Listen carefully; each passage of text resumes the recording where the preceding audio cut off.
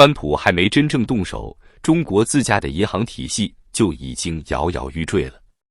彭博社最近放出一篇小作文，直接把国家金融的遮羞布给撕了个粉碎，计划向农业银行、交通银行、邮储银行这几家命根子银行砸下至少4000亿人民币的救命钱，最早6月底到位。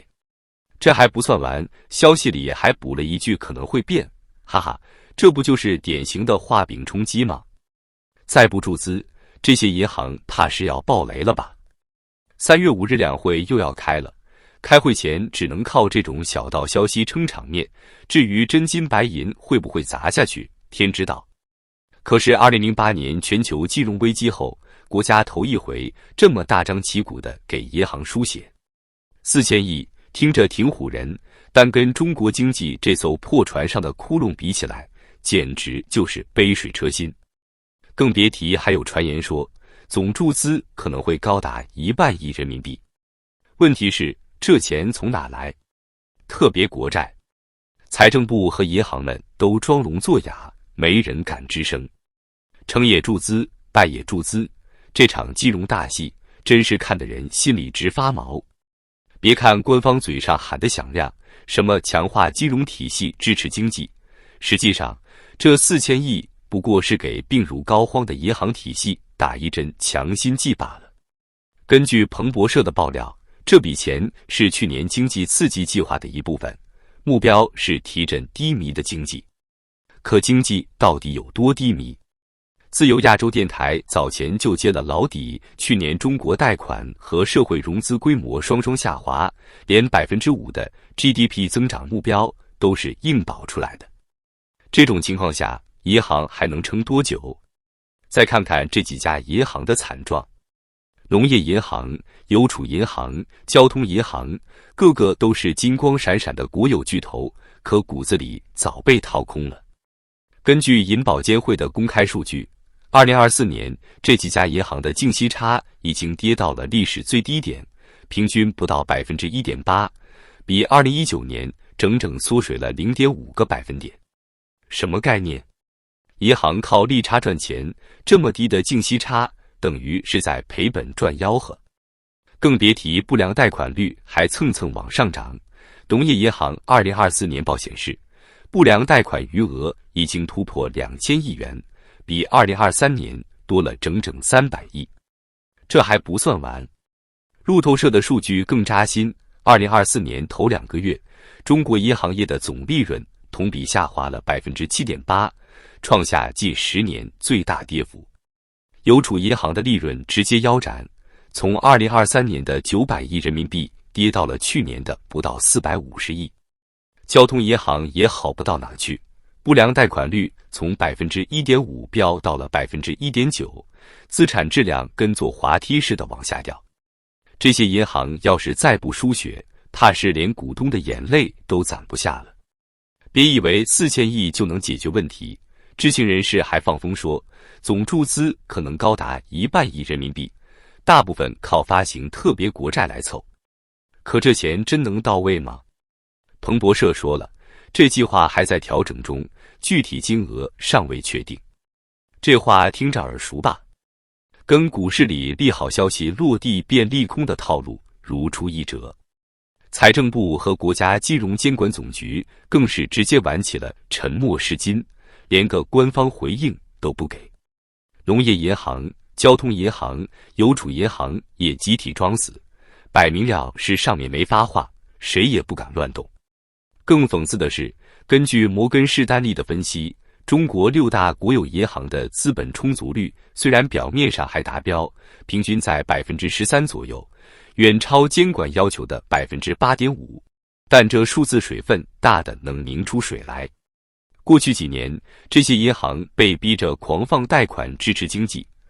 2024年新增贷款规模高达23万亿人民币，其中至少 30% 流向了房地产和地方债这些定时炸弹。结果呢？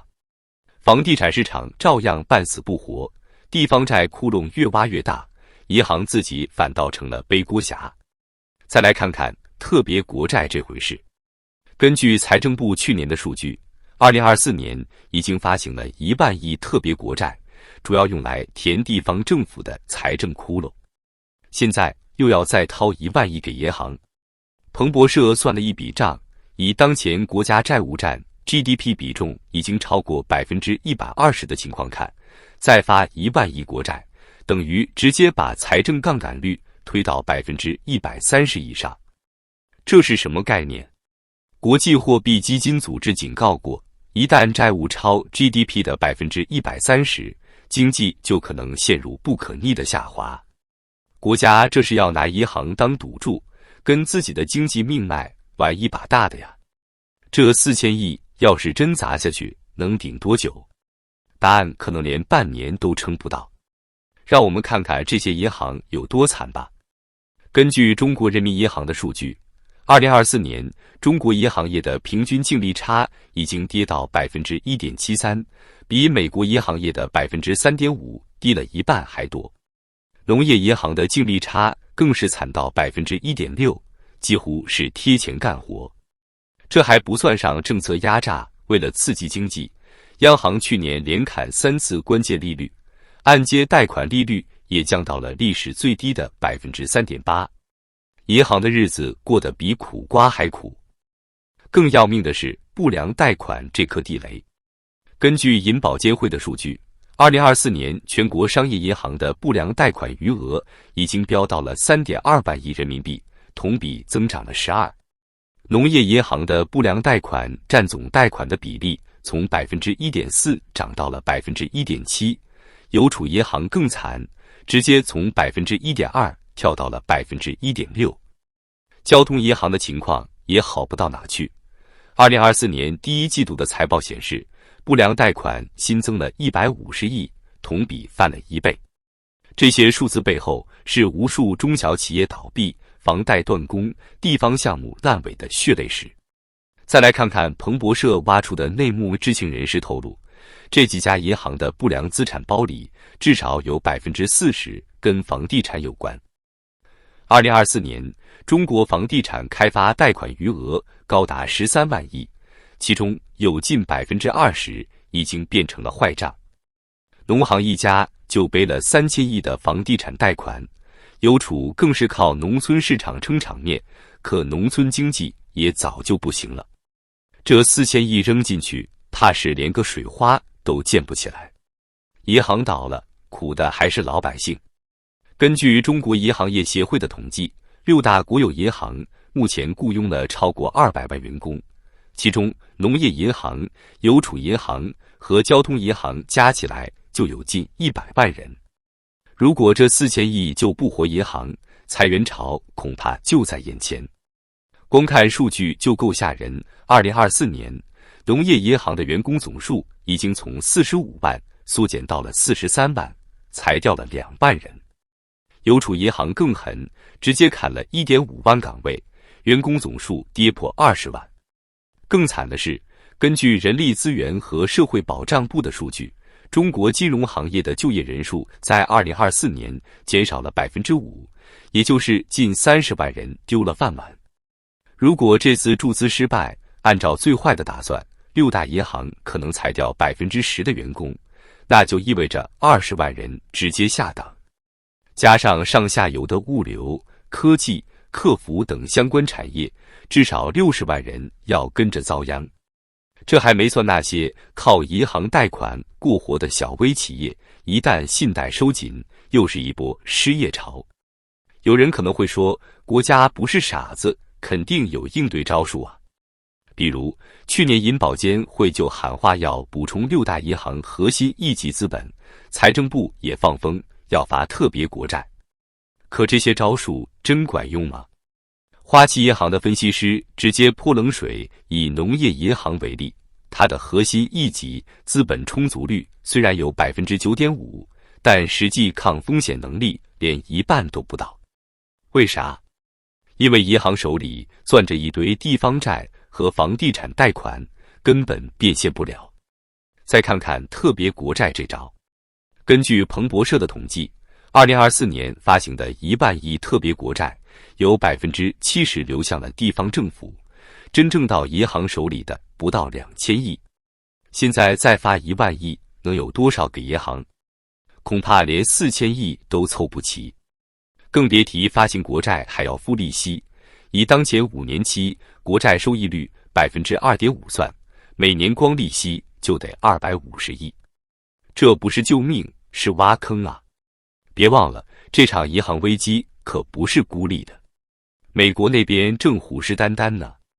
川普已经放话要对中国商品加税，中国银行要是再爆雷，等于直接给美国递刀子。根据 IMF 的预测，如果中美贸易战升级，2025年的 GDP 增长可能跌到3%以下，银行体系的压力会成倍放大。更扎心的是，中国银行业这些年的辉煌，很大程度上靠的是政策红利和低成本扩张。可现在房地产崩了，消费萎了，出口也撑不住了。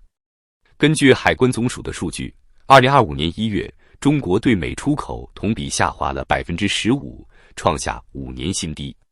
银行没了钱赚，还得硬扛经济下行的锅，这日子还能过吗？说到底，这4000亿也好，1万亿也罢，不过是中国经济这艘破船上的几块补丁。彭博社那句可能会变，简直就是这场金融闹剧的最佳注脚。两会要开了，官方还在喊高质量发展，可银行都快破产了，这话听着像不像临死前的回光返照？要我说，中国银行业与其在这死撑，不如早点认清现实，否则这波寒冬不知道要冻死多少人。